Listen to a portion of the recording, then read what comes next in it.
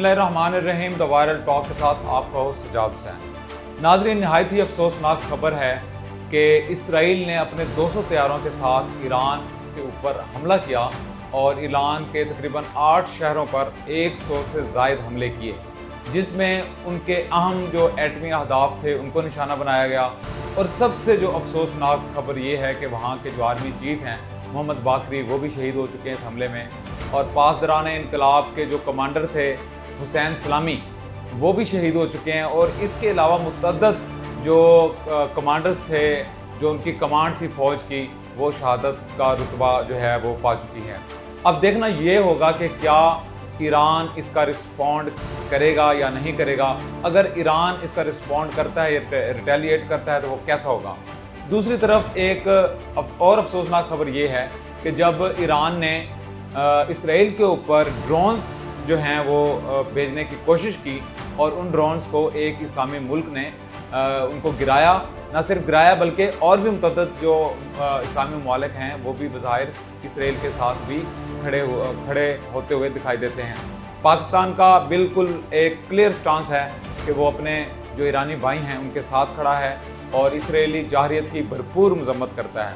अब देखना ये होगा कि क्या जो इसराइली प्राइम मिनिस्टर हैं उसकी और उनके साथ जो उनकी सहूनी जो कैबिनेट है, क्या वो इस जंग को तूल देगी या इसको वो रोकेगी। बज़ाहिर तो ऐसा नहीं लगता कि ये जंग रुकेगी और ये तो आने वाले दिनों में भी पता चलेगा। पर इसमें एक और मुल्क का जो रोल है, अमेरिका का रोल, प्रेसिडेंट ट्रंप का रोल, वो बहुत अहम है। और वो भी बहुत अफसोसनाक है कि वो भी इस जंग के हामी हैं और ईरान को जो एटमी सलाहियत का उसका हक है वो उसको बनने से रोक रहे हैं। ये कैसे हो सकता है कि ईरान का जो एटमी प्रोग्राम है वो हराम है जबकि जो दीगर ममालिक हैं उनका एटमी प्रोग्राम हलाल हो। आज हम इसी पर बात करेंगे। आज की पॉडकास्ट में हमारे मेहमान हैं उमर फारूक साहब। उनसे जानेंगे कि आखिर ईरान के ऊपर इतना बड़े पैमाने पर हमला कैसे हुआ और ईरान जो है वो इसको कैसे रिस्पॉन्ड करेगा। अस्सलाम वालेकुम उमर साहब। वालेकुम सलाम सजाद साहब। अच्छा उमर साहब, ये नहायत ही अफसोसनाक खबर है कि रात तकरीबन 3:30 बजे जो है वो इसराइली हमलों का आगाज़ हुआ और अभी टिल नाउ अभी भी कुछ इतलात हैं कि उन्होंने मुख्तलिफ शहरों के ऊपर हमले किए हैं। आखिर इसराइल को रोकने वाला पूरी दुनिया में कोई नहीं है कि वो फ़लस्तीन से शुरू हुआ, फिर उसने लुबनान पे हमले किए, फिर शाम पे हमले किए और अब उसने ईरान के ऊपर एक बहुत बड़ा हमला कर दिया। जी बिल्कुल ठीक आप कह रहे हैं सजाद साहब। बात यह है कि पहले जो खबरें गर्दिश में थीं या अखबारों में हमने पढ़ी या जो ट्रम्प बयान कर रहे हैं वो यही था कि हम ईरानियंस को न्यूक्लियर प्रोग्राम कंप्लीट करने की इजाज़त नहीं देंगे। अब कहने का मकसद ये है कि अगर इसराइल ने इस चीज़ के ख़िलाफ़ जाके किसी की वो एयर को क्रॉस किया और उस मुल्क की सॉवरेनिटी को अटैक किया है, तो अगर तो सिर्फ आपने उन इंस्टॉलेशंस के ऊपर अटैक किया होता जिसको आप कह सकते हैं कि वो न्यूक्लियर उसमें इन्वॉल्व थी, तो फिर तो बात कुछ सेंस में आती भी थी। लेकिन आपने तो शहरियों को भी निशाना बनाया और कई सुबह से हम देख रहे हैं जली हुई इमारतें हैं, जली हुई गाड़ियाँ हैं, जिससे साबित होता है कि ये न्यूक्लियर से ज़्यादा खत्ते में जंग फैलाने में ज़्यादा इनका वो लग रहा है इरादा। आपकी दूसरी बात बिल्कुल ठीक है, यहाँ पे सर माइट इज़ राइट वाला माहौल हो चुका है और इस खत्ते के ऊपर गॉड फॉरबिड जंग के खतरात मंडला रहे हैं। लेकिन जिस तरह की सर्जिकल स्ट्राइक हुई है, लगता है आजकल कुछ ऐसा मॉडर्न वॉरफेयर आ गया है, जैसे आपने और मैंने पिछले दिनों प्रोग्राम भी किया था जब इंडिया ने स्ट्राइक्स की थी और पाकिस्तान ने भी शॉर्ट स्ट्राइक्स की थी रिटेलिएशन में। तो आजकल लगता है कोई मॉडर्न जो वॉरफेयर है वो अब कन्वेंशनल उससे मिलिट्री से आगे जाके सर्जिकल स्ट्राइक्स में वो हो गया है। यानी कि एक छोटा सा वो अहदाफ अपना हासिल किया। मिज़ाइल कुछ इस किस्म के आ गए हैं कि आप जो उनको एड्रेस देंगे वो मिज़ाइल झटका स्टाइल में मैं आपको बता रहा हूँ उसी जगह पे जाके एक्सप्लोड होंगे। फिर ये इतना कोई इंटेलिजेंस बेस्ड ऑपरेशन था कि दे न्यू वो कहाँ पे बैठे थे, चाहे वो मीटिंग कर रहे थे या अगर रात को 3 बजे बैठे हुए थे। तो ये क्या ग्राउंड इंटेलिजेंस थी, ऊपर से सैटेलाइट इंटेलिजेंस थी। ये मुमकिन नहीं है कि ये इसमें बहुत से मॉडर्न मुल्क शामिल ना हो और ये हमला ऐसे हुआ हो। अच्छा उमर साहब, आपने बात की कि शॉर्ट जो रेंज जो स्ट्राइक्स हैं वो आजकल जो वार की वो हो रही है, नया एक ट्रेंड है। तो आप ये बताएं कि ईरान का जो रिस्पांस है वो कैसा होगा। अभी उन्होंने कहा भी है कि इसका हमने जवाब देना है जी। तो आप ईरान के पास क्या पॉसिबिलिटीज़ हैं और क्या क्या उनके पास ऐसे हथियार हैं जिनसे वो इसको इसराइल के ऊपर हमला कर सकते हैं या एटलीस्ट इसका जवाब दे सकते हैं। Iranians are more powerful into missile technology, I guess. और डिफेंस उनका मुझे थोड़ा वीक लग रहा है। उसकी वजह ये है, देखें रात को अटैक हुआ है, उनके एयरफोर्स के एयरक्राफ्ट्स आए हैं या ग्राउंड पे उनके कमांडोज ने ऑपरेट किया है। इसका मतलब है कि इंटेलिजेंस और जो एयर डिफेंस है वहाँ पे थोड़ी वीकनेस है। जिस चीज़ में ये स्ट्रॉन्ग है वो मिसाइल्स हैं। तो एक चीज़ तो ये हो सकती है कि अगर ये एक प्रॉपर वॉर का ऐलान करते हैं, क्योंकि वो इसराइल ने देखे ना एक और बात साथ कर दी है कि अभी फर्स्ट स्टेज मुकम्मल हुआ है। What does that mean? इसका मतलब है कि आप एक किसी मजीद हमले आपने मजीद करने वॉर हैं। हाँ, पे जा रहे हैं। तो इसका मतलब है कि फिर इस तरह तो फिर किसी भी मुल्क को डिफेंस करने का इख्तियार हासिल है, वो करेगा अडॉप्ट ईरान। और ईरान की चूँकि अगर मिसाइल में ज़्यादा है तो फिर हो सकता है वो रिटेलिएट मिसाइल की सूरत में करे। कल सुबह मैं जब टीवी देख रहा था, या जो थोड़ा सा आज हमें टाइम मिला है, उसमें यही किया था कि इसराइल ने अपने इलाके कुछ खाली कराए थे बिकॉज दे न्यू के ईरान अटैक करेगा। दूसरी तरफ से ट्रम्प ये कह रहा है कि हमने तो बिल्कुल किसी सिलसिले में अटैक नहीं किया, लेकिन साथ में तुम अटैक रुकवा भी नहीं रहे। तो कहने का मकसद ये है कि वही आप वाली बात है, थ्रेट भी किया है कि अगर ये मुज़ाकरात नाकाम होते हैं तो इससे भी ज़्यादा जो है वो हमले होंगे और ईरान जो है वो हमेशा याद रखेगा। और ये फनी बात इसमें ये है कि संडे को इनकी मस्कत या ओमान में जो है नेक्स्ट मीटिंग है, 5वीं छठी इनका इजलास, 5वीं छठी उनकी टॉक्स हैं। अब कहने का मकसद ये कि मतलब हाउ डेयर यू। अच्छा, टॉक्स को सबूताज करने में इसराइल बहुत मास्टर है इन चीज़ों में। उसने किसी किस्म का कोई भी ऐसा अमन मुआहदा, चाहे वो उससे पहले जो हमास के दरमियान हो रहा हो, उसको वो सबूताज कर देता है। अच्छा, इसमें ये तक उनकी जो कमांडर, जिसमें आर्मी चीफ मोहम्मद बाकरी शहीद हुए हैं, पाक दौरान इनकलाब के जो सरबराह थे हुसैन सलामी, वो शहीद हुए हैं। इसके अलावा जो उनके खातमुल अंबिया हेडक्वार्टर्स के जो कमांडर थे वो भी उसमें शहीद हुए हैं। और उसके बाद उनके मेन जो 3 से 6 के दरमियान तकरीबन जो उनके एटमी साइंसदान थे, जो मुख्तलिफ साइड्स पे काम करने वाले थे, वो भी इन अटैक्स में शहीद हुए। तो लगता ज़ाहिर ये है कि अंदर से भी कुछ इनकी वीकनेस ऐसी थी, इंटेलिजेंस फेलियर आप इसको कह लें, या कोई ऐसी जासूसी कोई ऐसा लिंक्ड हुआ है जिससे उन्होंने एक्यूरेट टारगेट किए किए। तो दूसरी बात ये है कि सर ईरान की यहाँ थोड़ी सी वीकनेस की बात आ जाती है। मतलब टॉप कमांडर जो हैं और प्रेसिडेंट्स जो हैं और जो मतलब प्राइम मिनिस्टर्स हैं, जो साइंटिस्ट हैं, अब इसराइल पिछले कोई 4-5 दिन से बड़ी मतलब कहना चाहिए कि बढ़ के धमकियाँ दे रहा था। आपके अटैक हमने करना है, हम इसको नहीं करने देंगे। और आपको याद होगा कि काफ़ी पुरानी बात है जब ईरान और इराक की वॉर रही है, और फिर आपको पता है 78 से जब से यहाँ रेवोल्यूशन आया है, तो ईरानियंस तो इस चीज़ को थ्रू एंड थ्रू जो है बड़ा वोकलाइज है इस चीज़ में कि we are ready, we will do this, we will do that. इन हालात में तो आपको बहुत ज़्यादा रेडी होना चाहिए था। तो पता नहीं कैसे हुआ है, अब ये आगे तहकीकात होगी, आने वाला वक्त बताएगा।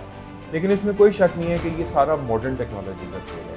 आपको याद होगा जब हमने पिछले दिनों प्रोग्राम्स किए थे, उनके पेजर फट गए थे, और लुबनान के अंदर एग्जैक्टली हमने प्रोग्राम किए थे उसके ऊपर।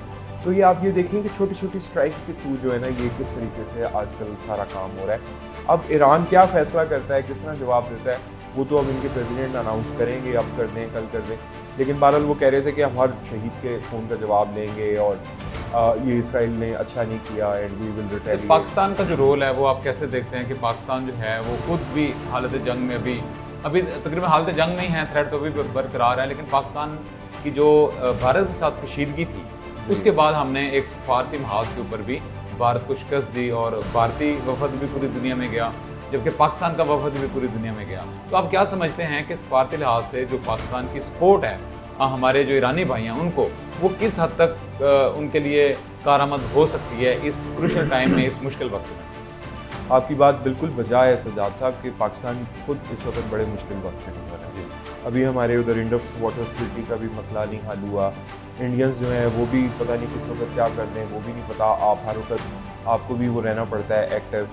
तो इन हालात में जब पाकिस्तान खुद मुश्किल में है, लेकिन इसमें ये चीज़ है कि ईरान की मदद आप एटलीस्ट ये कर सकते हैं कि आप पूरी दुनिया के जो एम्बेसडर्स हैं उनको थोड़ा सा एक्टिव करें, OIC को कुछ थोड़ा सा पुश करें, वर्ल्ड को जहाँ जहाँ जिन फोरम्स पे आपकी नुमाइंदगी है उनको ज़रा थोड़ा सा पुश करें कि ये जो ये खिता है स्पेशली, यहाँ तो पहले ही बड़ा GDP की रेशो का इशू है, बजट में नुकसानात हमारे ख़त्म नहीं होते हैं, लोग गरीब हैं, तो ये खिता जंग का मुताहिल नहीं हो सकता।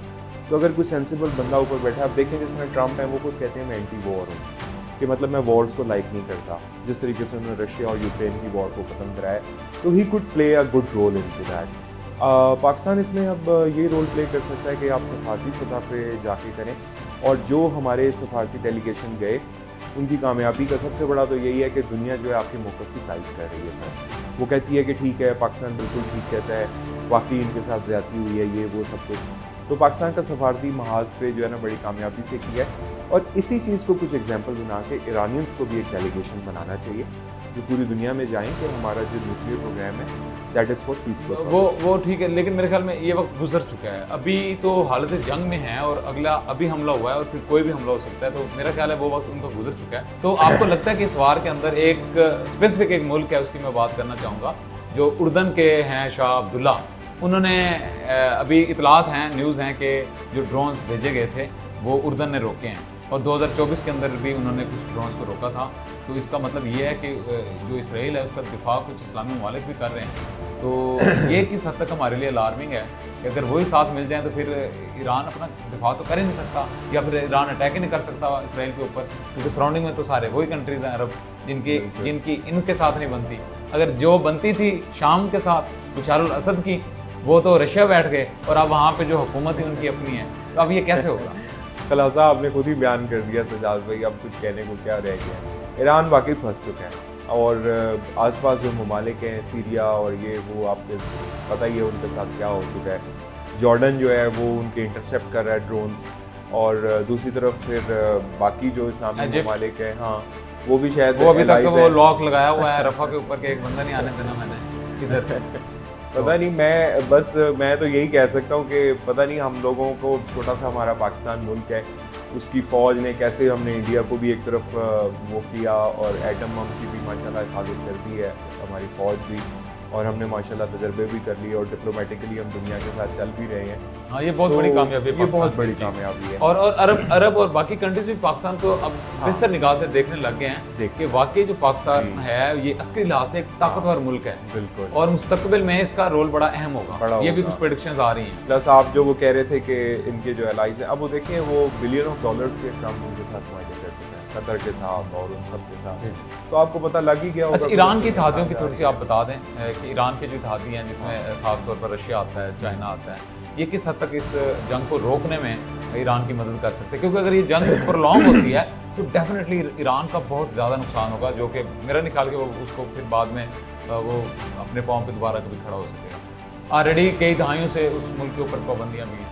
7 और 8 मई की बात है, जब मेरा ख्याल है हम सब लोग सोए हुए थे और हमारे जवान जाग रहे थे, और हमारे कंप्यूटराइज सिस्टम भी जाग रहे थे, thanks to China and all the modern technology, Turkey, Azerbaijan, सारे कंट्री जिन्होंने हमें खबरदार किया कि वहाँ से जो है दुनिया का जदीद तरीन जहाज़ उड़ा है।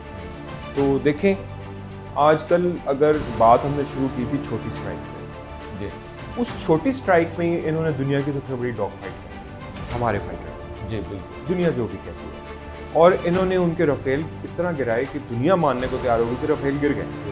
अब रात के अंधेरे में एक दुश्मन आया, उसने अटैक किया, इन्होंने रिटेलिएट किया। अब आपको कन्वेंशनल वॉर की तरफ जाने की जरूरत नहीं, आपने मौके पे देन एंड देयर ही जवाब दिया। ईरान को ये मौका नहीं मिला, ईरान को मौका नहीं मिला, वो इसीलिए वो कोई कुछ कह रहे हैं कि जैमर्स पहले लगा दिए, वो पहले लगा दिए, रडार सिस्टम को हैक कर लिया। तो कह रहे हैं कि तेहरान के अंदर से भी ड्रोन्स ऑपरेट एग्जैक्टली। अभी तक ऐसी खबरें हैं जो कंफर्म नहीं है, लेकिन कुछ गर्दिश। हाँ जी, एक थ्योरी ये भी है कि वो कमांडोज जो हैं वहीं पे इन्फिल्ट्रेट हुए थे तेहरान में, और उन्होंने वहीं पे सारा एक्शन करके गायब भी हो गए। तो थ्योरीज तो बहुत सारी हैं सजाद भाई, अब डिपेंड करता है ईरान किस तरह इसको वो करेगा रिटेलिएट, और अमेरिकन भी कह रहे हैं अगर जरूरत पड़ी तो हम इसराइल का साथ देंगे। तो ये ज़्यादा अलार्मिंग है। तो मुझे तो यही नज़र आ रहा है, ईरान आइसोलेटेड है, ईरान इस वक्त कमज़ोर है, और अगर इतने बड़े मुल्क जो हैं, अभी आपको पता है जिस तरह इंडिया पाकिस्तान की स्कर्मिशेस हुई हैं, पाकिस्तान ने इंतहाई अक्लमंदी से उनके जहाज़ भी गिरा दिए और डिप्लोमेटिक वफद के साथ भी रवाना कर दिया। You have to play on both fronts, you no.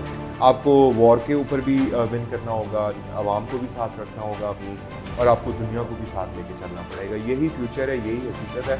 बाकी आपकी वो बात ठीक है, might is right, world order वही बंदा तरतीब देगा जिसके हाथ में इस वक्त ताकत है, तो वो फिर सारा नज़र ही आ रहा है इस वक्त। अल्लाह हम उम्मीद करते हैं कि ये जंग रुके और ईरान जो है वो अपनी सालमियत को बरकरार रखें। बहुत शुक्रिया अमर साहब, thank you sir for inviting.